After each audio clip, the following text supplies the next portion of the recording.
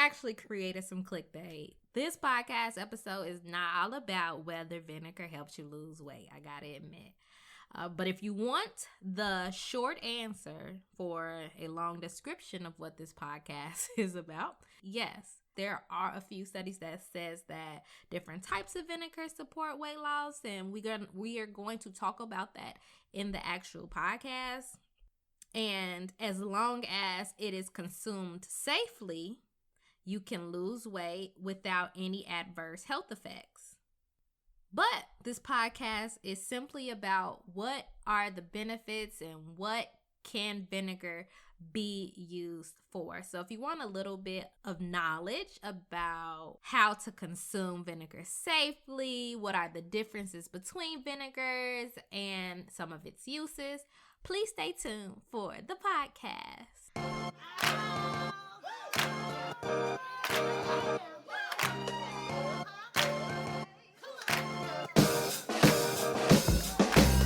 Thanks for joining us here at The Research Her, the show working to improve the health disparities for women of color, one topic at a time.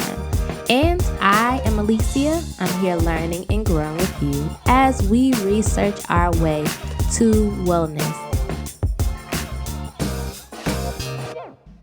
I want to first start off with letting you all know what inspired this episode. So the inspiration behind this podcast episode was a blog made by Dr. Michael Greger from nutritionfacts.org. I'll have the link to this website in the show notes. He focused on the science behind weight loss using vinegar and gave me a place to start on where can I get the resources to understand a little bit better. And that question stirred up my desire to learn a little bit more about vinegar and what all it's helpful for. And really, when I got to looking at some of the sources, the story wrote itself, where there were so many health benefits thus far based on the current knowledge about it. A lot of it is based on cell lines and not really human trial, but there are some rat studies and things like that that are leaning more towards the fact that we can get a lot out of vinegar. But I feel like as people, every time something's wrong, we're like, girl, use some apple cider vinegar. So you got a yeast infection. Girl, use some apple cider vinegar. Oh, I got dandruff. Girl, get you some apple cider vinegar. My man acting right. Girl, get you some... Okay, I'm being dramatic, but I just wanted to look into the literature to see some of the things that we can actually use apple cider vinegar for. And yeah, let's get into some of the science behind it. So first, what is vinegar? Vinegar essentially is a diluted solution of acetic acid. So somewhere between like 4 to about 8% of acetic acid. And what is acetic acid? Like, sis, not a scientist. But I'm going to get a little sciencey for a second and saying that acetic acid is the second simplest carboxylic acid right after formic acid. As with formic acid, attached to the carbonyl group is a hydroxyl and a hydrogen group. Whereas instead of having a hydrogen group from formic acid, in acetic acid, you'll have a methyl group. And it's considered a weak acid. And as you know, a weak acid just kind of means that when it's in some solution, it doesn't dissociate completely. And I just wanted to share with you all kind of what I use acetic acid for. And I essentially use it to make my solutions a little bit more acidic in order for ionization to be easier when I'm spraying my lipids into the mass spec. In TLC, it can be useful for binding to the silica plate such that when you're separating, if you have like a polar group that you're trying to separate, the acid from the acetic acid will bind stronger to the silica such that you don't get any like smearing on your silica when you're trying to separate. But okay, if you're not a scientist, I know you're like, I don't know nothing about what you were just talking about, and that's the end of science, I promise. So let's break it down for my people. What is acetic acid? So essentially, it's this sour tasting and smelling solution. It's clear and it very much looks like water, if you like, or the vinegar that you would see in your household. But it's a little bit glassier. That's the best way I can describe it. Like, it looks way glassier because with vinegar, it looks very watery, whereas the pure acetic acid looks literally like the clearest water you'll ever see. Yeah, jumping back into the diluted acetic acid, which is our vinegar. What is the origin of it? So it actually dates back to 300 BC, back in the ancient Babylonian times, baby, when vinegar was essentially like the fermentation of fruits and beers. It was traditionally used for culinary and medicinal purposes during that time. It is believed that what came before acetic acid was the vinegar. So first there was this idea of like creating vinegar, and then there were some Islamic scholars who isolated acetic acid from vinegar. And back in the day, it could take months in order to produce vinegar. And now we have got it down to a matter of days or a day to create some good vinegar, which is why like your white vinegar is going to be very cheap. So what are the differences between it? You know, we've heard of so many: white vinegar, balsamic, rice, our favorite apple cider. And what makes them different?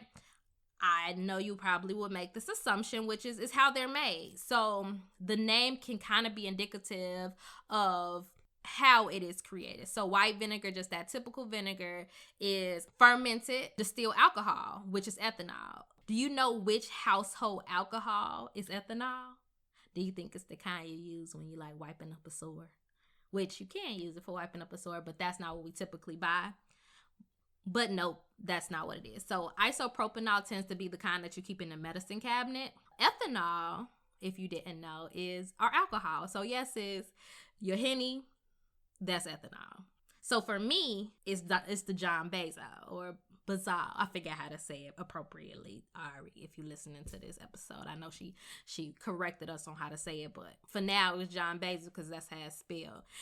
And all this is to say, I love tequila. So essentially what they did was they ferment your Hennessy, or for me, my tequila, and boom, you have vinegar. And I know you're like, what is fermentation? Like, people throw this word at me and act like I know what fermentation is.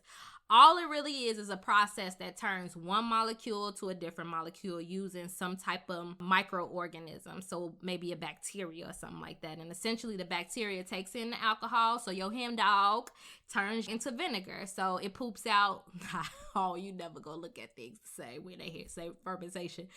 Boom, that's how we get it. I'm here for you, sis. Whenever you need me to answer how to simplify these things, I am here. The bacteria will metabolize some alcohol and fart out a little bit of vinegar, okay? That's a very simplified version of what fermentation is, but we don't need to go into too much detail, but just to give you an idea of what that process looks like. And like I said, the name of most vinegars are going to be indicative of how it was made. So in the case of balsamic vinegar, it was made by aged pressed grapes.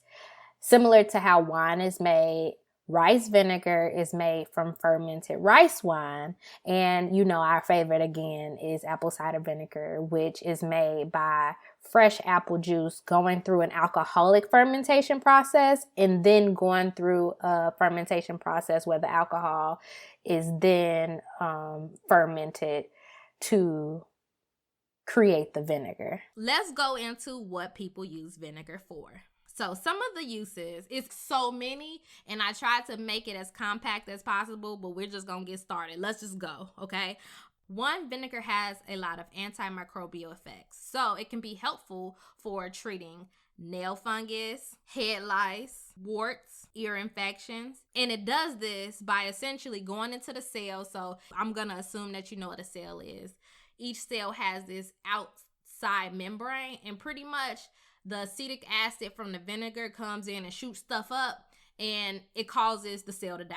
It has also been found that vinegar can be helpful for getting rid of pathogenic or those type of bacteria that cause diseases on fresh fruits and vegetables, with the maximum efficacy happening around 60 minutes of exposure to lemon juice and vinegar for salmonella. Okay.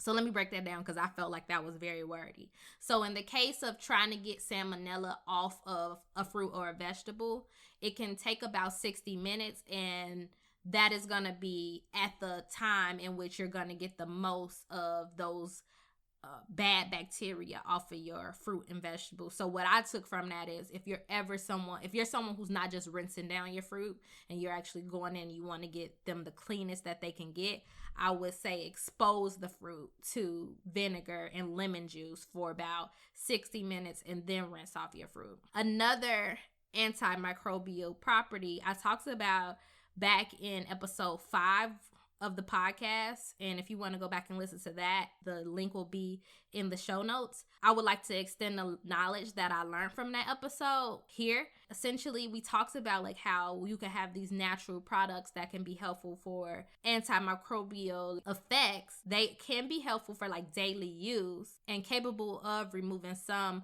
microbials, some type of bacteria, some type of viruses. However, it is not necessarily the most efficient type of antimicrobial removal system, we'll say. So if you're trying to clean on a daily basis, I would say, yeah, go ahead, use your natural vinegar, baking soda type of cleanse. But the cleaner that is going to be the most efficient at getting rid of pretty much everything is bleach and Lysol based products. And I want to remind you that when you're using those bleach and pretty heavy chemicals, you want to be sure that you're protecting yourself with a face mask just so your respiratory system is not compromised when you're using it. So if you're cooking chicken regularly, after cooking, that will be a time where you want to use those harsher chemicals. And there is no evidence that says that these natural cleaning products such as lemon juice and vinegar and baking soda can help with removing COVID-19, which is a big thing right now, from surfaces. So the CDC has actually given us some recommendations, which is using bleach solutions that can be useful for disinfecting surfaces for up to 24 hours. Again, using these bleach solutions, make sure you're using a face mask, and the link to how to make your bleach solution will be in the show notes. Again, vinegar has a lot of helpful uses. Some more are that it has shown to improve insulin sensitivity. So the World Health Organization has found that in about 19% people with type 2 diabetes, it has shown to improve insulin sensitivity. And it is even higher for those who have prediabetes. So it's above 30% for improving insulin sensitivities for people with prediabetes, which I think is dope. I'm not by any means saying that there are studies that says that it cures or even treats diabetes. That is not we cannot go directly there, but it has shown that it can be helpful for helping the body be more insulin sensitive, which is a challenge that people who have type 2 diabetes are faced with. It has also been shown that in the presence of vinegar, some tumor cells have been inhibited from continuing to grow. There were also rat studies that showed that vinegar has anti-hypertensive effects, alongside with some studies that show that it helps in rats with lowering cholesterol. Now, I didn't find any studies that showed this, but thanks to my girl Chardonnay, who put me on, I have found personally in my home that it helps with stain removals. I was trying to get makeup out of a white jumpsuit, and you can't use bleach on white, right? You can't use bleach on white because what ends up happening is over time it turns the clothes yellow, and that's a no-go for me because I want my whites to remain white, baby. Just like my teeth, I need them to stay white. But anyway, it was helpful for removing that foundation stain that was on my white jumpsuit. And then I ended up looking into it to see if I could find any literature about it, but I couldn't. But I did find an article, which I will link in the show notes, that talked about how it's effective for removing certain stains. Again, I didn't find studies, but this is a link to someone else's blog that I think would be helpful. I mean, what can you lose by trying to remove stains? Just try it and see if it works. I know for me, Vinegar has helped with like removing coffee and tea stains from my coffee cup. So you know what, when you drink tea or something, it'll leave those little stains. If you put a little vinegar in there and wipe it down, you can get rid of the coffee and tea stains in your cups.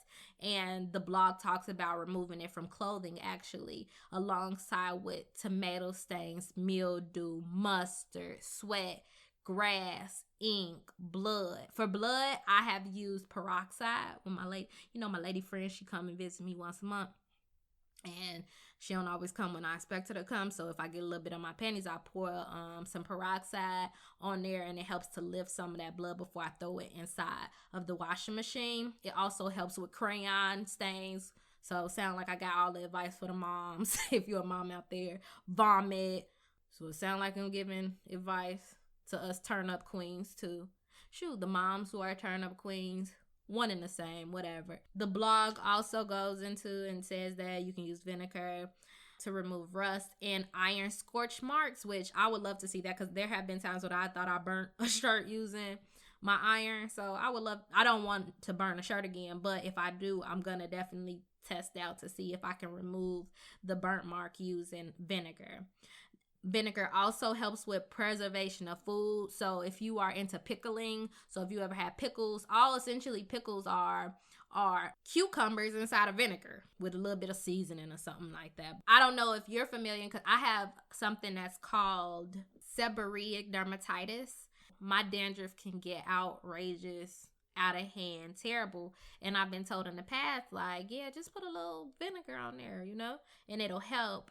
And there are actually studies that support that when you use vinegar, it can help with improving dandruff in some cases. And when there's a specific study that says that when you combine mitress, which is a type of herb, with vinegar, it can help with some cases of sebderm in comparison to some commonly prescribed topical medications. Another thing that has come up was like apple cider vinegar can help with your hair growth.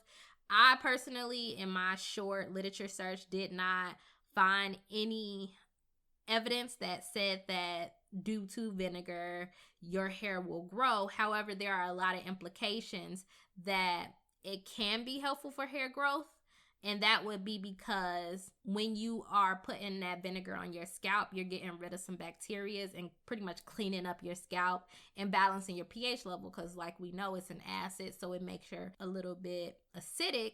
And that in itself can help to promote hair growth and create healthier hair. If you find some papers that show the support of using apple cider vinegar or some type of vinegar to promote hair growth, send it over to your girl. I'm here for learning new things. Okay, and for the last topic-ish, because I'm also going to go into why, does it help with weight loss? I had you waiting.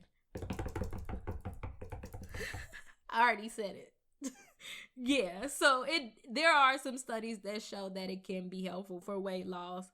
So there was a study that showed that and it was a clinical study, so it was actually done on people, that when people consume 2 tablespoons of red raspberry vinegar daily for 4 weeks, they lost weight, whereas the control group gained weight, because they didn't ask them to change their diet. They just want to see what happened by taking in the 2 tablespoons of red raspberry vinegar. And there was also another study that showed that subjects who consume vinegar or peanuts ended up consuming overall less calories in a day. So maybe that is why it's helpful for weight loss, because there are some studies that support that vinegar consumption leads to less calories in per day.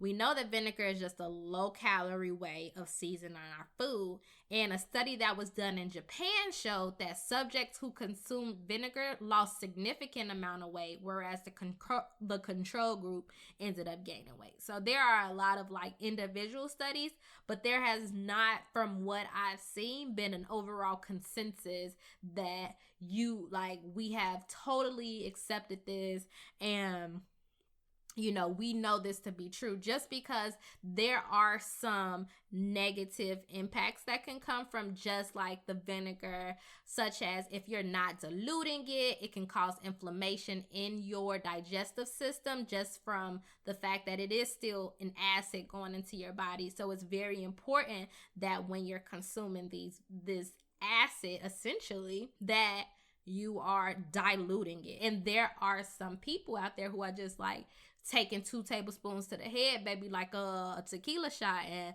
that's really not how you're supposed to go about it. In the study that was done in Japan, they took about 300 milligrams of acetic acid per 100 milliliter of liquid. So I am assuming that is around where you want to dilute the vinegar to about. And I will soon, sometime this week, be posting something about what that looks like in real time. Like if you were someone who's sitting down, you're trying to decide how to dilute this apple cider vinegar to intake, I'll show that to you on Instagram or one of these socials. And so just go ahead and follow me at The Research Her on the socials if you want to see what 300 milligrams of acetic acid per 100 milliliter of solution looks like. Okay, so really quickly before I wrap up the show, I wanted to tell you a quick idea of how they believe it's helping with weight loss. So like I mentioned earlier, there are some studies that believe that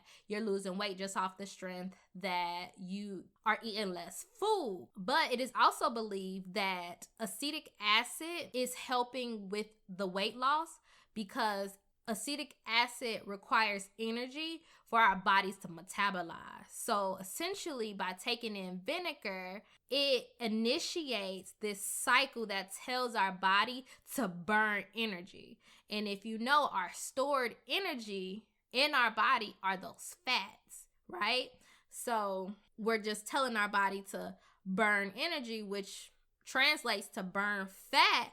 So somebody say you look fat or you look like you're getting fat. No, baby.